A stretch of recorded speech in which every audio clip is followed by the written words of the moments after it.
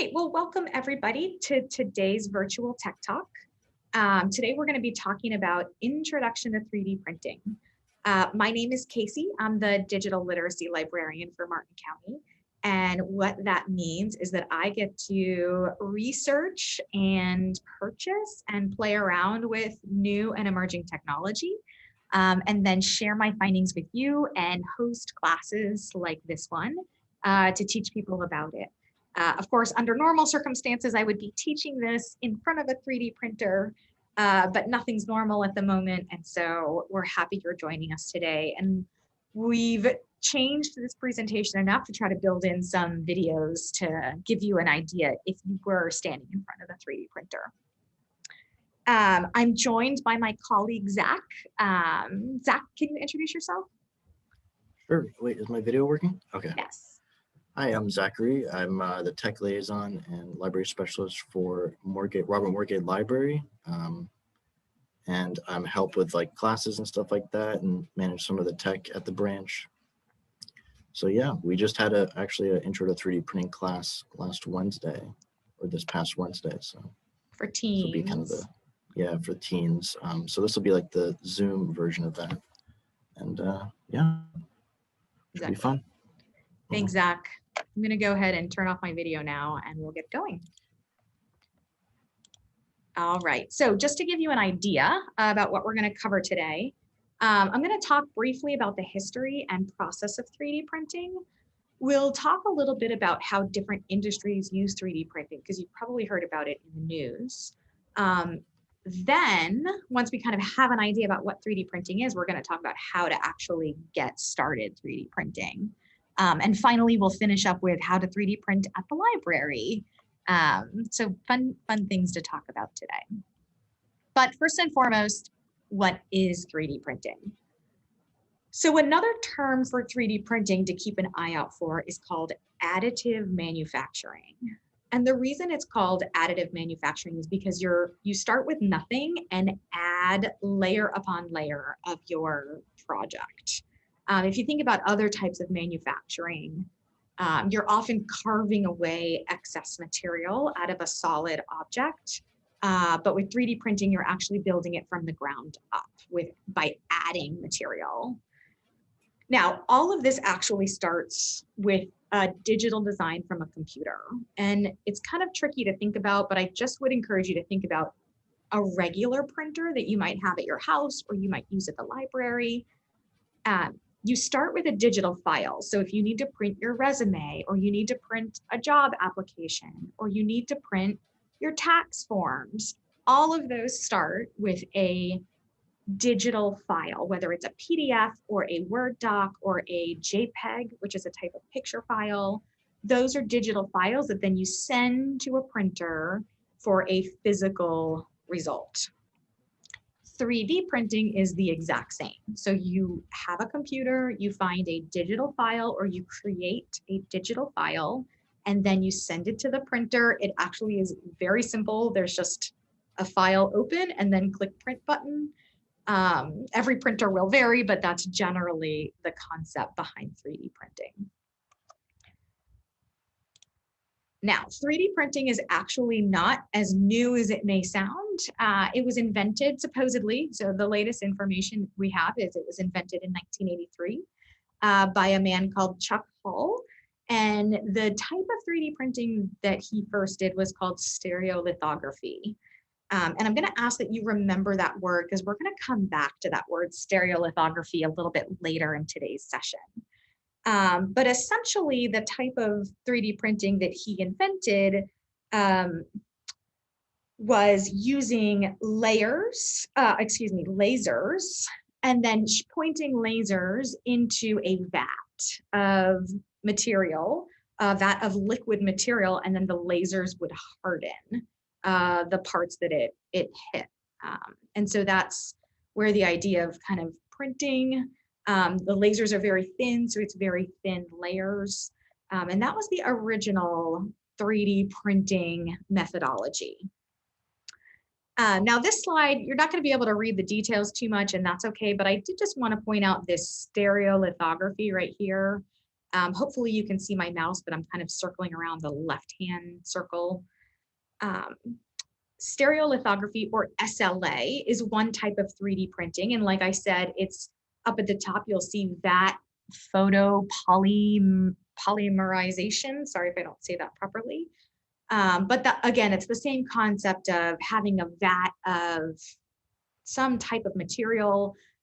Resin is a popular one today, and then the laser is kind of shooting into this vat to cure the material, the resin, I'll say, and into a certain design.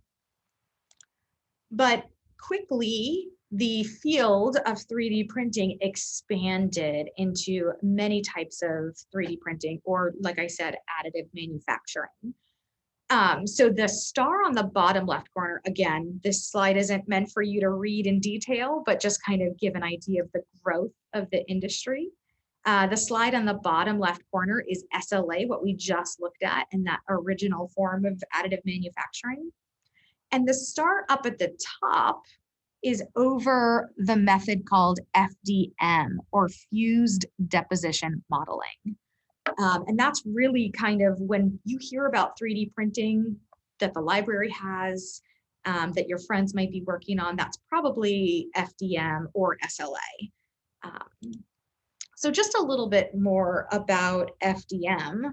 Again, it uses a plastic, and it's typically done with, well, actually, I'm getting ahead of myself. Let's talk a little bit about FDM. The reason it got to be so popular is because there was actually a patent that expired in 2009.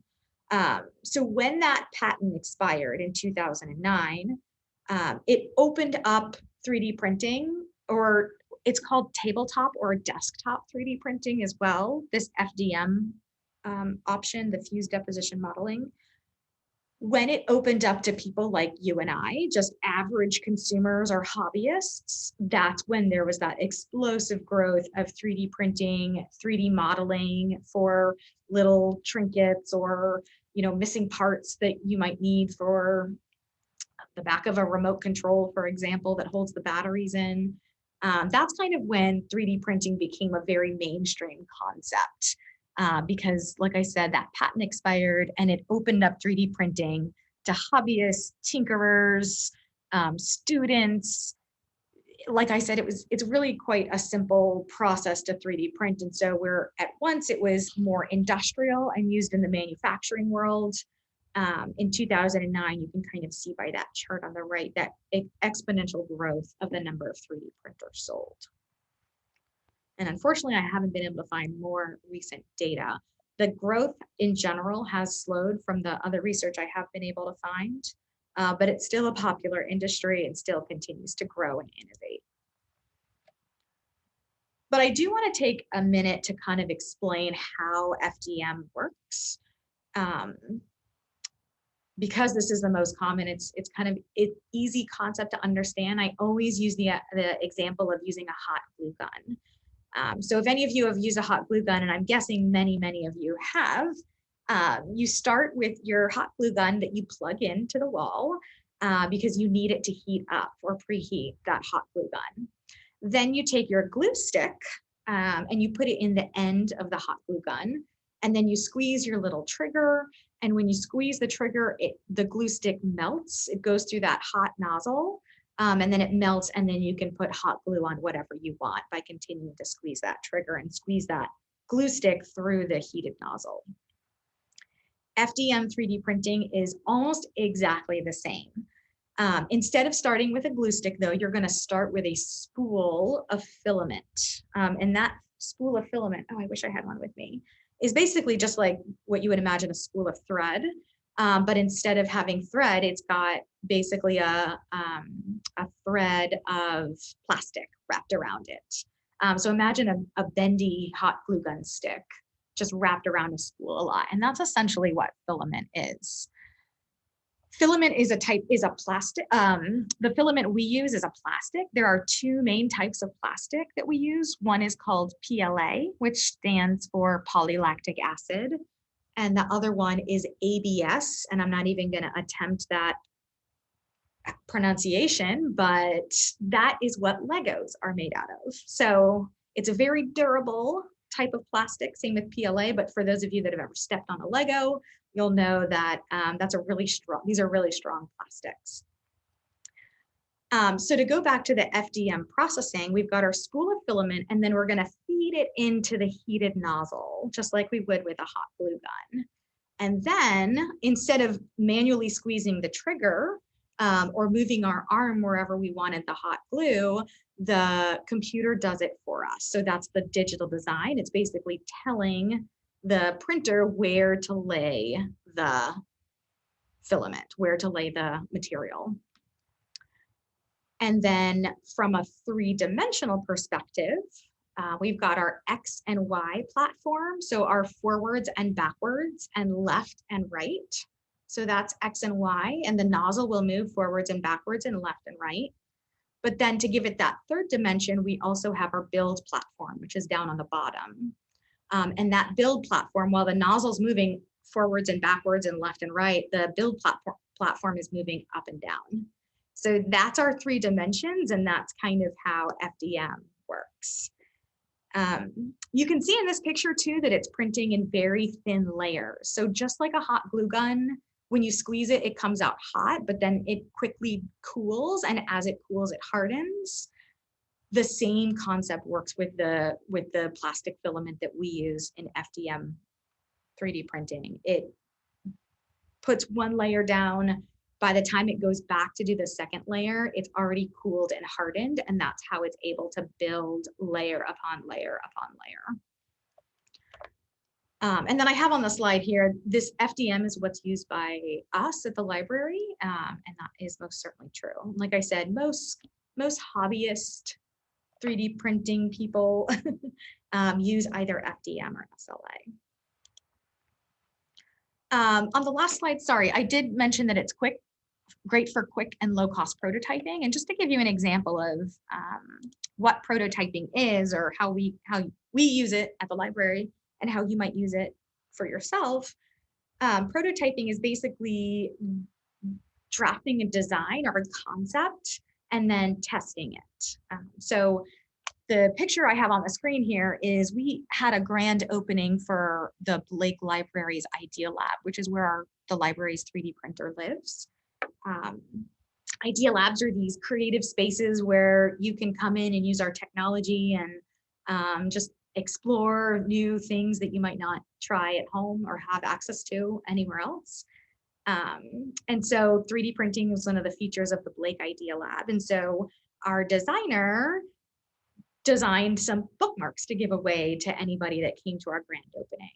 And so you'll see here our final design for a bookmark, and it's the kind that kind of, you pinch a few pages between that middle tongue part and then the plastic outer edges.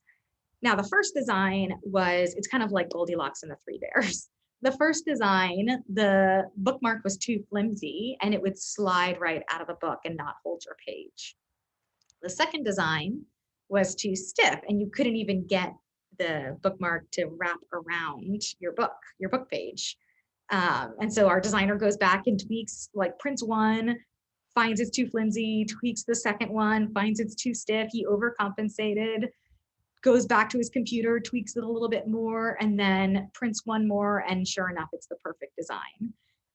So that is an example of prototyping. And then once we had our perfect design, then we printed dozens and dozens and dozens of these bookmarks to give out that day, and many times after that too. So that's just an example of what prototyping is. As you can see, it's very easy just to try your design, print it, identify what's not working, tweak it a little bit more, print it, same. Okay, and now I did want you to be able to see what it looks like. So I have this quick little 1-minute video just to give you an idea about what the 3D printing would look like if we were sitting in front of it right now. So, and I have to say there is sound, but I'm not sure, I can't remember what my sound settings are.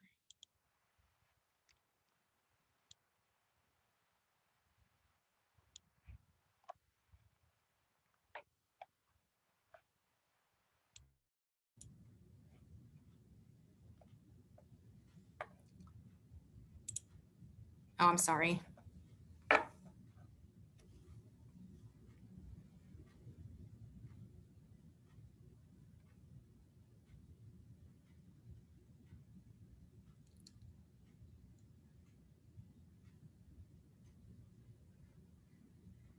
So you'll see the nozzle moving and also the build platform too. And I didn't point it out, but that spool of filament at the very top, that it only showed for a second or two.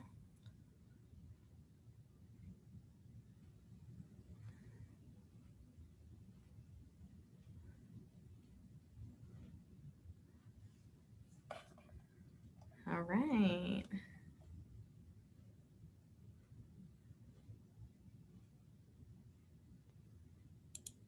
So just a little brief example of the 3D printer and what it actually looks like in action. I'm going to try to show you guys our 3D printer at the end of today's session, because I think I can actually show you. We have a print going on right now that I think I should be able to share live. But just to kind of go back to from an industry perspective and what is 3D printing doing for our society, there's many different ways that people are using 3D printing, and it's really exciting to see some innovation. Doctors, so for something as personal and needs to be custom fitted for something like a hearing aid, doctors are 3D printing hearing aids, and I found it fascinating that most hearing aids are designed this way now. There are some everyday structures too. Like, I don't know if anybody's seen those headlines that have like completely 3D printed neighborhoods. They're printing entire walls, and then they're basically fitting walls together or building blocks like giant Legos and 3D printing them and then putting them together. And I should mention at this point, that video was a time-lapse video. At the beginning, it showed the actual speed, which was very slow, as you can see. So I am kind of, these are not things that everybody could do or have the time for, but people are out there now designing their own houses, boats, kayaks, that then they use on a regular basis.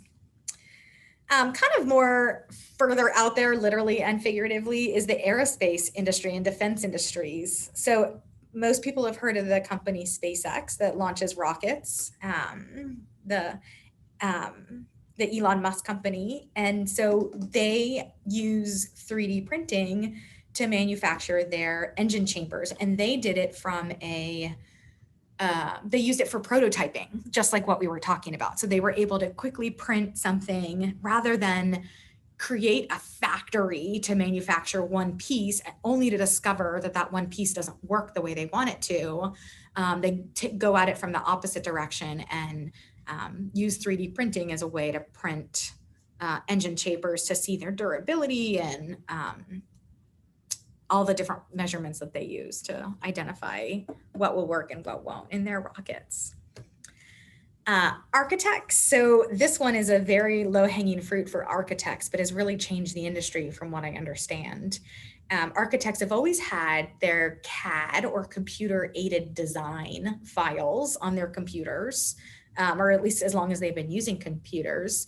But then when they wanted to show a client the model, they would pull out the balsa wood and kind of put together that model for them by hand based on the computer file.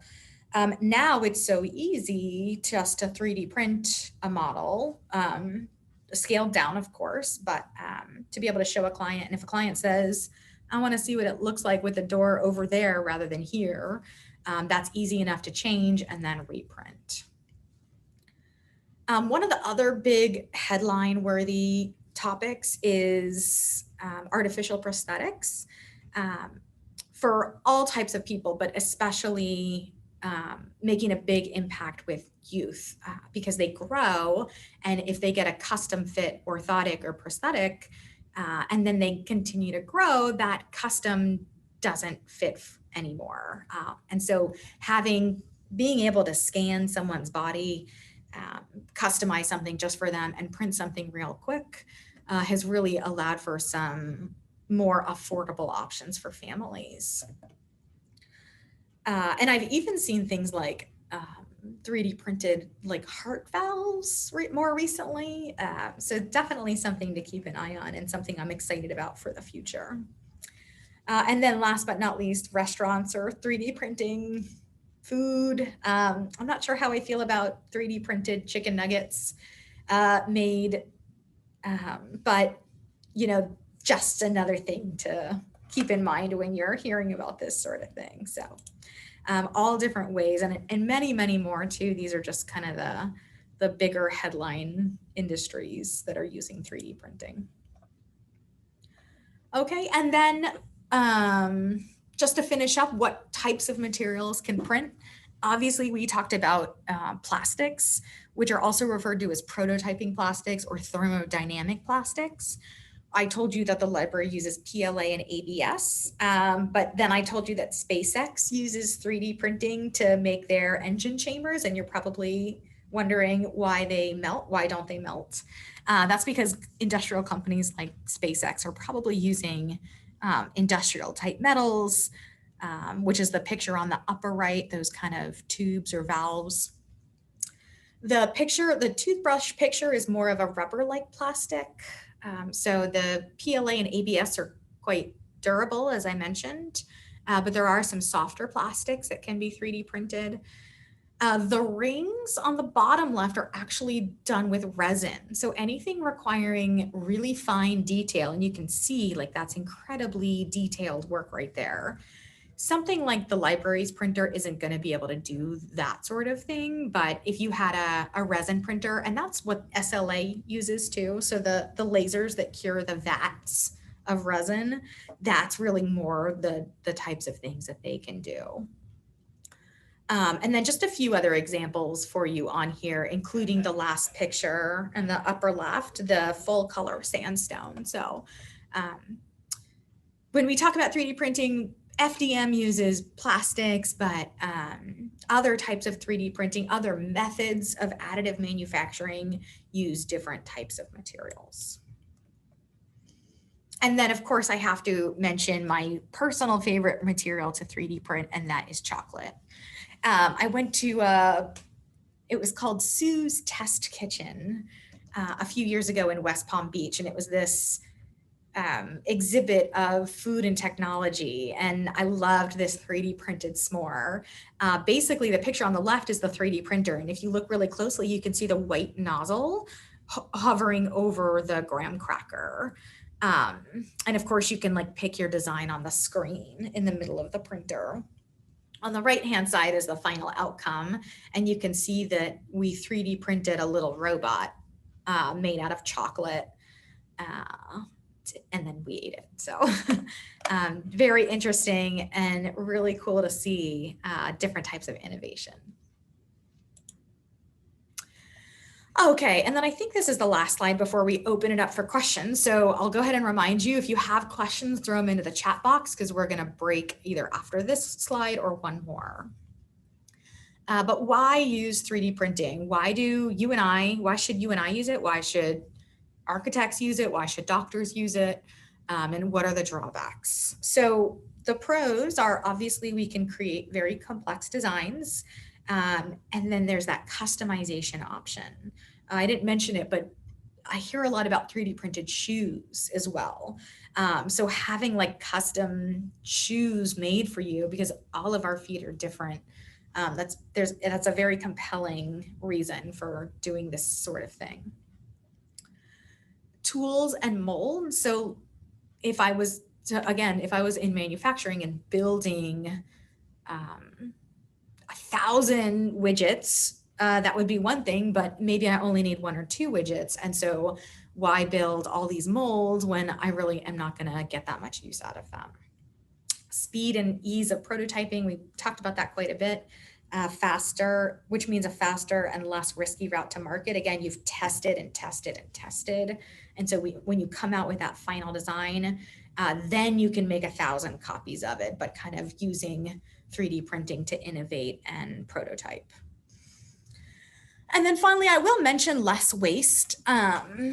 Because it's additive manufacturing, it's again, we're just using the materials that we'll need rather than, for the most part, rather than carving away that excess material and not just being waste. And one of the first times I taught this class, actually, someone attended, like a family, and the dad worked at the Stewart Airport in one of those big warehouses. And he was saying that they 3D print airplane wings, and that it's so much more efficient than building them and carving away the material. And I just thought that was a really interesting local example of one of the benefits. And less waste really resonated with him. There are some downsides though. It is a higher cost then if you do need to end up printing many, because printing one is so customized. And so printing more will have a higher cost. Even though there's hundreds of materials out there, it's still less than regular manufacturing. Plus, there's limited information on the long-term strength and endurance of these types of materials. And then finally, lower precision. So I talked about that resin being really fine detail, but again, if you were to come to the library and 3D print something, you'll be able to see a lot of depends on the quality of the printer. But it may not be the most precise method. So definitely some cons and some pros. Okay, so as promised, we're going to take a little break for questions. Zach, do we have any questions in the chat box? Yeah, we have someone that they can find a list of 3D design software that's compatible with our printing system. Oh, that's a really good question. And before I answer it, are there any other questions in the chat box? No, it seems like the only one. Perfect. Well, that's the perfect segue then to talk about how to get started with 3D printing. So we talked about the actual printing part, the glue gun type method, but then how and where do you get that file that you 3D print? There's a few different ways. You can, number one, and we're going to go through each of these in a little bit more detail. The first way, is that you can create your own design. I'll talk about that. You can use a 3D scanner to scan something that already exists, a physical object. Or you can use a pre-existing design that you found on the web. And I've got a lot of great fun websites for you to start exploring too. Now, when we talk about that file though, this is where I'm going to bring back that word stereolithography from the very beginning, from 1983. When you find a 3D printing file, or when you create a 3D printing file, the designs are usually in an STL file format, or a .stl. That's just like a PDF, a Word doc, a JPEG, a PNG. So all of these are file types that you may be familiar with already. And 3D printing designs or 3D models, 3D files are just .stl. So that's kind of where that comes back into play. So be thinking about that STL file. That's what we're going to go through next. All right, so the first way to get a file is to make one. We have a few different options here, and either whether you want to work on it on the web, so a cloud-based option, or if you want to download it and install it onto your computer, there's a few options down in the bottom left corner. One of my personal favorites is called Tinkercad, that first one. It is very beginner friendly, incredibly beginner friendly. In fact, it was designed originally for kids, but I think it's great for all ages. And it's a really great resource. And I should mention that all of these are free as well. So these are free design options if you wanted to create your own STL files. The other reason I like Tinkercad is because they have tutorials, so you can teach yourself. There is also, I should have checked this, but a couple years ago, there was also a Tinkercad class on lynda.com. So if any of you know, the library has a subscription to lynda.com, which means you get it for free with your library card. You'll just sign on, create an account, and then you can search for Tinkercad, and there's some great beginner Tinkercad classes there too.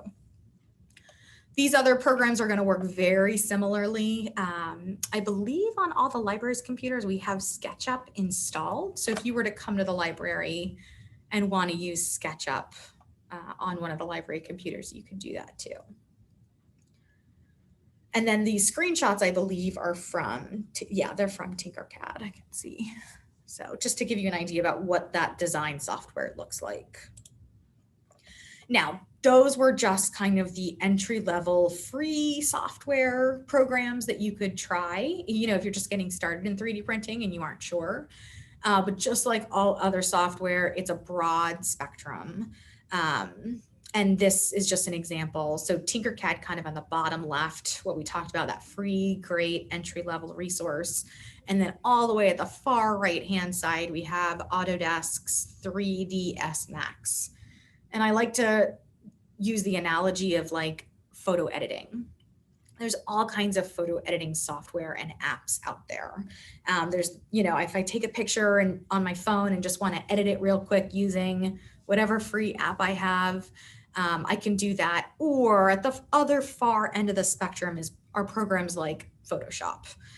Cost thousands of dollars, take, you know, years to learn, all the great tools that are in there. But, you know, if you're not really going into that profession, do you really need to learn that level? And so no matter where you are, there's options for what you're looking to do with 3D modeling.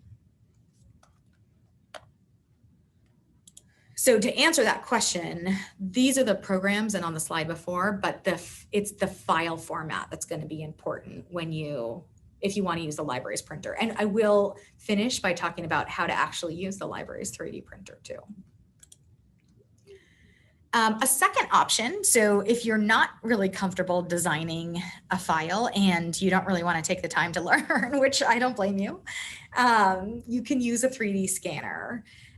There's a few different ways 3D scanners work. There's in the upper left corner, sometimes they sell them that just clip onto your iPad. I think the library had one of those at one point, but it broke and then they didn't support it. So trial and error, use it your own or purchase at your own risk, I'll say.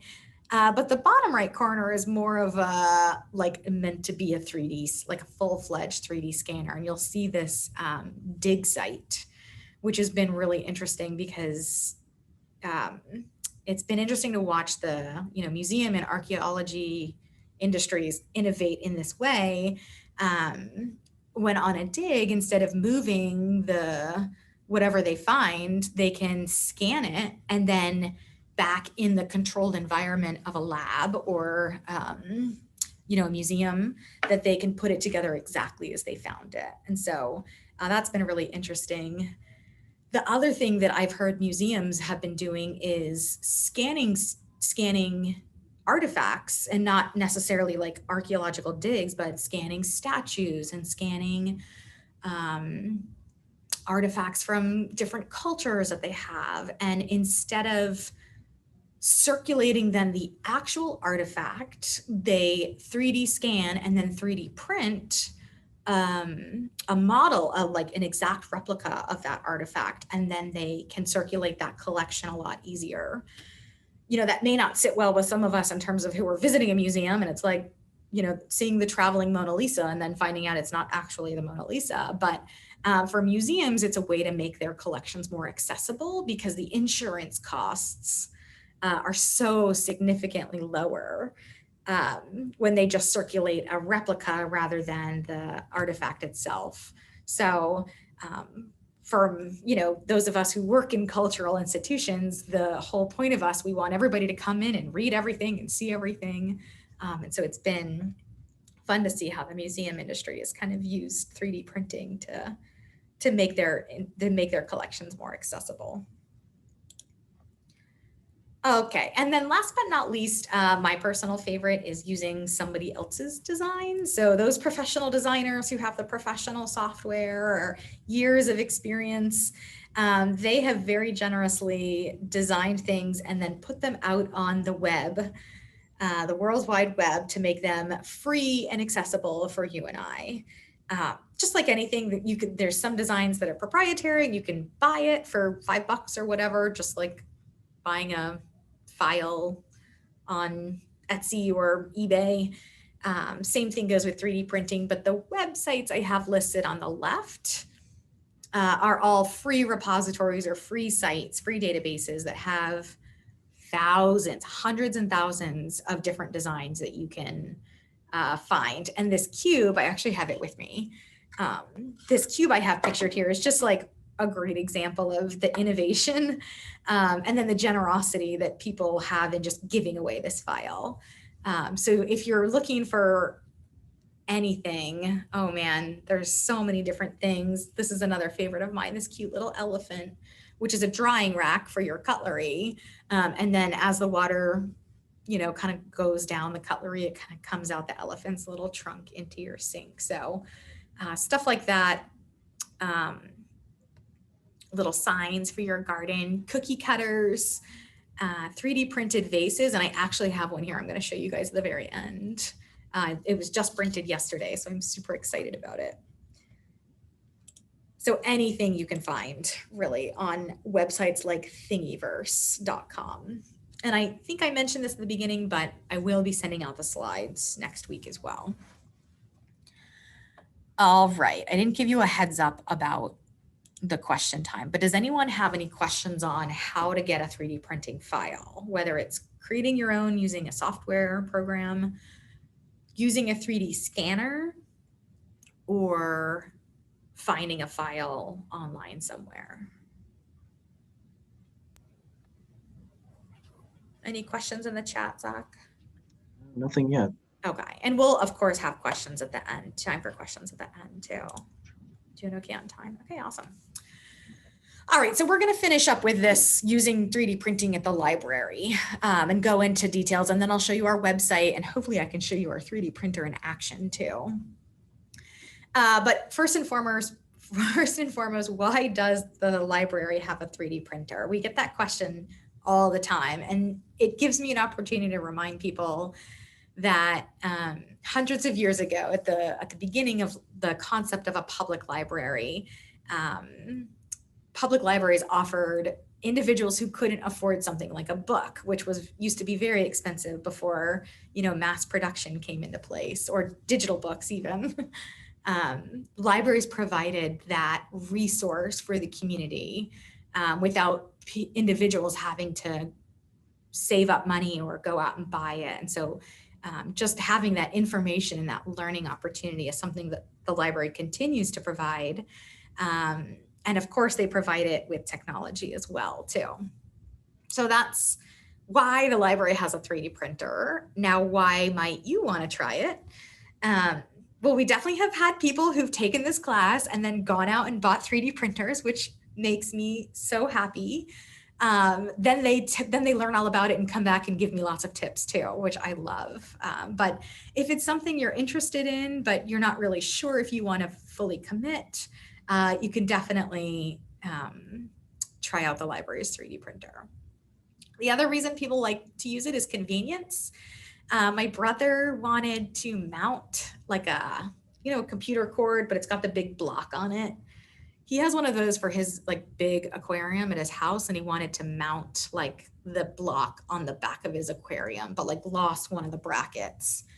And so he found the file on Thingiverse, that website I mentioned, and I printed it for him, and voila, it's perfect.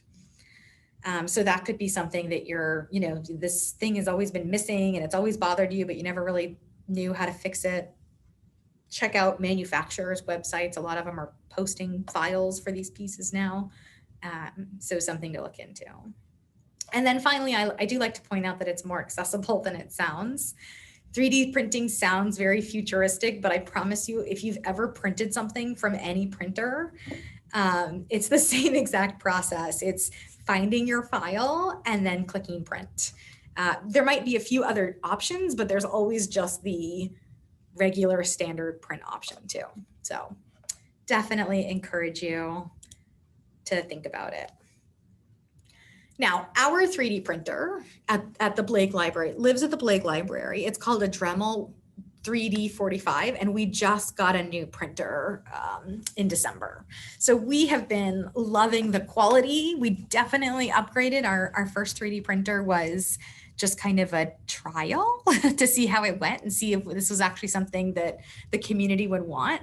And we've had some great feedback and some cool submissions. We have one guy printing a camera, or building a camera out of 3D printed parts. And so every week he sends us a few more files to print, and that's been really fun. One patron, every major holiday, we just know that she's going to send us a few cookie cutter files so that she can make custom cookies for that holiday for her friends and family. So with all those kind of fun opportunities out in the community, we did want a nicer 3D printer, and this one is much nicer.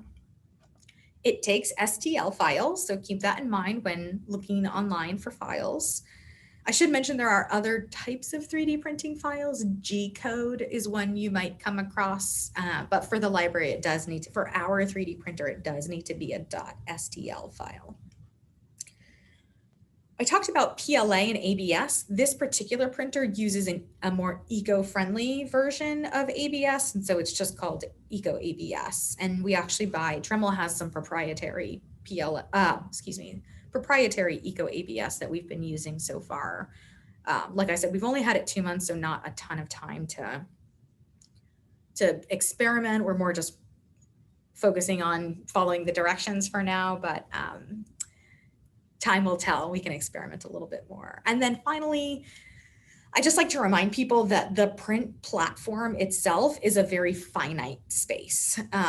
So if you're designing something or if you're asking us to print something, just know that the platform size is 10 by 6 by 6.7. So we actually have all of that information on our website. So I'm going to try to share my screen. And Zach, you might have to tell me. There we go. Let me switch over to, can you see the website now? Yep, looks good. Okay, awesome. So this is our 3D printing website, and I'll send this link to you. But this is what our new 3D printer looks like. It's at the Blake Library in the lobby, up against the wall. So all of that information that I just told you, like the platform size, all of that is here on our website if you forget. Same with those websites that I talked about, like thingiverse.com, Instructables, Cults 3D is another one. And then those programs, those entry-level programs too are on here. When you have your file, oh, I forgot to mention, we do charge for 3D printing, but it's a cost recovery. So when you submit your 3D print request, we'll call you and tell you, hey, we think this is going to be $1 or this is going to be $2.50. Do you want us to proceed? And then you can either give us the thumbs up or the thumbs down. If you give us the thumbs up, we're going to ask you, do you have any interest in watching your print job happen? And you can either say yes or you can say no. And if you say yes, we'll try to coordinate a time that you can come to the library and watch. But when you have this file, I do just want to point out this button over here on the left where it says submit your .stl file. You'll click on that. And then all you need to do is fill out this form. If you've ever filled out an online survey, it's pretty much the same thing. You will need your library card number handy so that when we determine the cost, and again, the cost is by weight. So that will vary depending on what you're asking to print. You'll do that. And then if you want to upload, you can just upload it directly to the website. If you don't want to upload or you're just not sure, you can also bring it into any of our library branches and we can fill out this form for you. And then they can send the USB drive. If you bring it in on a little USB stick, they'll send it to the guys that actually do our 3D printing. So as I pause for questions, I'm going to turn on this because, yep, from our 3D printing class the other night for teens, we invited them to submit a 3D print that we would print for them for free. And so Zach, can you see my camera going? Yep. Okay, awesome. Awesome. So this is actually a 3D printed, somebody's 3D printing like a motorcycle figurine. And this is live. This is actually happening. I'm upstairs at Blake and this is happening right below me. And it's almost done. So you can definitely see that it's kind of slow going. And I want to say it was 4 or 5 hours for this one. And we're on hour there's probably about an hour left on this. All right, so with that being said, I'm gonna go ahead and take more questions because I think I see a little bubble popping up. Yeah, we have a few questions here. First one is there a threshold for level of detail in the file that the printer is capable of printing? Oh, that's a really good question. The file actually doesn't need to have that detail. And it's such a good question because I am gonna share the slicer. Can you see the slicer software, Zach, or is it still the camera?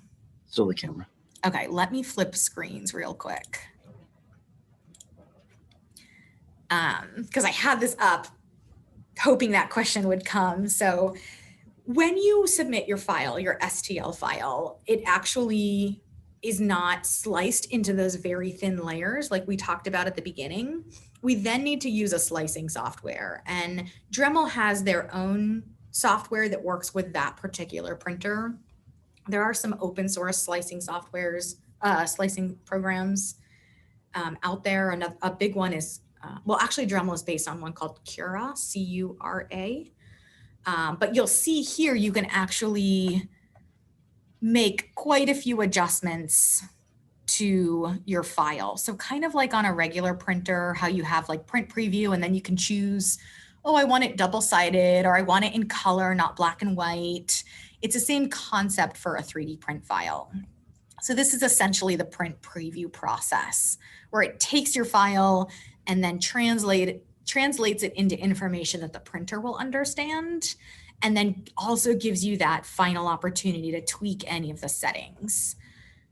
So from an infill perspective, it's going to be how dense is your print. And so the question, I think, was the threshold? Yeah. Threshold of the file. So the file itself, if you have an STL file, we would essentially handle that on our end. If you had preferences, you can definitely let us know in that notes section when you upload your file. Some people don't, and some people do. And so that's where we would invite you, if you had any input, or if you wanted more of a dialogue and ask questions before we do your particular print, that would be the perfect opportunity. All right, so kind of a good segue into the next one. Do you offer assistance in the library to get someone started with 3D printing? Oh, that is a good question. So under normal circumstances, we do have that Tinkercad class that we would teach in the Blake Library's computer lab. So it's a very hands-on, like this class is more like informational and lecture-y. The Tinkercad class is you are in there designing at the end, everybody has designed their own personalized keychain, which we would then 3D print for you to come pick up at a later date. I hope to have those back again once we're really back into the swing of having in-person events and classes at the library. So keep your eye out for that. In terms of getting started, I would definitely encourage you to take a look at this website, because thingiverse.com, this is how you get started, just by going here and browsing, searching. In all honesty, it's even overwhelming. There's so many different options on Thingiverse. Anything from, oh, here, that's what I was going to show you guys. Let me stop sharing and turn my video on. Because this was 3D. I found this on Thingiverse on Wednesday, and our awesome 3D print team printed it for me on the printer. So this is a little plant holder. So I found that on Thursday. Somebody else, to be honest, I don't really understand the reference for this, but this is from Minecraft, the game, the video game. And so it 3D printed this axe or arrow, which brings me to the point of, I forgot to mention supports. Sometimes it 3D prints, since it can't 3D print in thin air, it will often build like scaffolding around the print request that you can then just tear away easily. So that's why I wanted to show you these two, because these were just done in the last day or two. have that cube that I also found on Thingiverse. And then if anybody, I think this is a fidget spinner, like a 3D printed version. Those were popular a few years ago probably when we printed this, but just so you can get an idea of different things to find on Thingiverse, but then it's simply a matter of downloading that file from the website and then uploading it to the library's website. So if that's how you want to get started with just finding or like learning about STL files, I would highly recommend that. I will use this as an opportunity though, because that's a really good segue for me. The library system just recently reintroduced one-on-one technology appointments. So we used to offer this and then COVID happened and now we're just starting to offer this again, which basically means if you have a specific question about your device or one of the library's pieces of equipment and you'd like to learn a little bit more, we have an online calendar and you can sign up for a 30-minute time slot. And we would sit down with you and kind of help you in a one-on-one situation. So in the past, and Zach helps with those all the time. In the past, we've done anything from helping someone, sign up for Facebook for the first time or helping them sync their contacts with the cloud. Because there's often times where we teach a class, but like someone has a very specific question that we can't answer unless they have their computer with them or their device with them or 30 minutes to sit down with them. And so we have just this week started adding those to the calendar, maybe last week. So thanks for the opportunity to share that information with you. Okay. All right, so it looks like there was a question that they asked, a more recent question. I'll go back to the other ones that you kind of answered with this last one about a class that demonstrates the, making a project and printing it.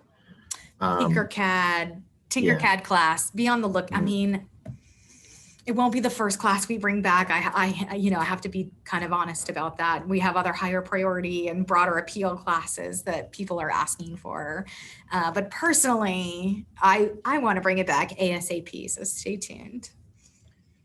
Okay, and then there's another one. What materials are allowed to be printed at Blake? And they're asking, is it just the plastic compound? Yeah, good question. Our printer only takes that ABS, PLA, and Eco ABS. Maybe it takes the PETG.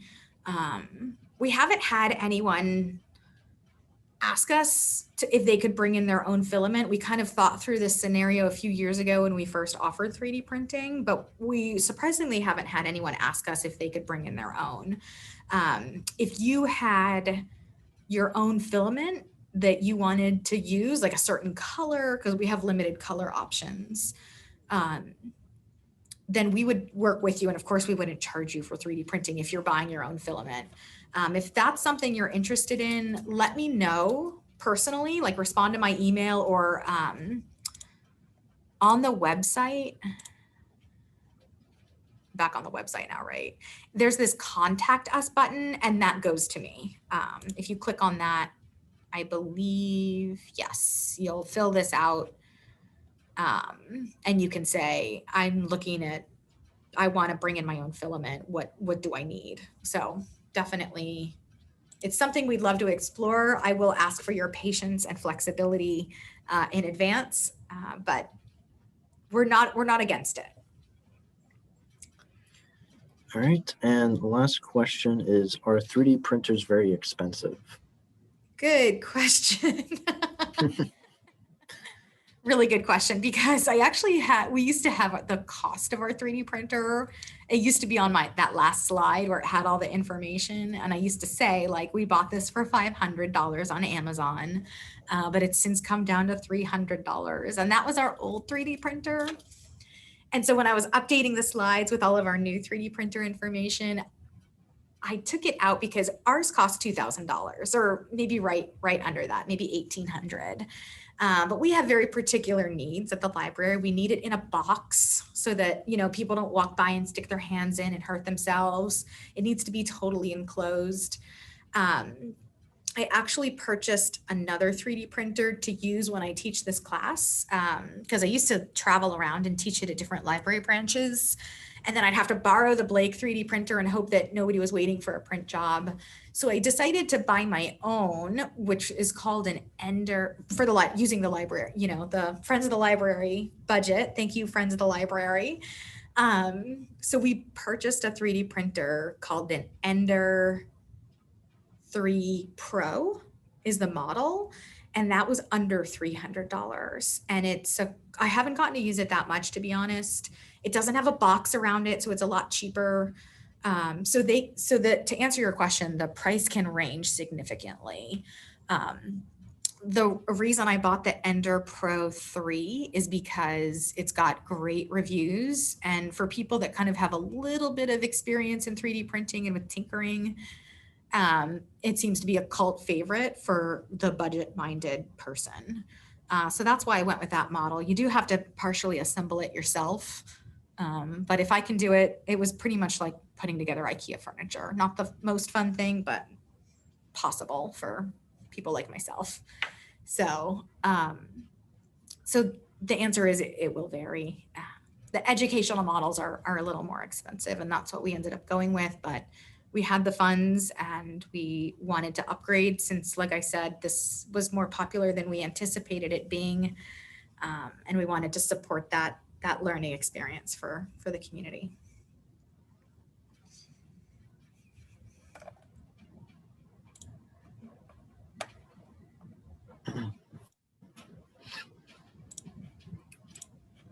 All right, any other questions? No, I think that does it for now. Okay, well, let me just flip back over to my slides. And we are good on time. Oh, my mouse. Just to recap what we learned and what we discussed. Oops, no, we're past that. Okay, so we talked about the history of 3D printing. Again, it's a fairly short history, less than 40 years. We talked about the different ways of getting that 3D print file. Remember, it all starts with a digital design. And then last but not least, we talked about the different resources like thingiverse.com. Tinkercad is the design one. It's kind of confusing because they're both T's.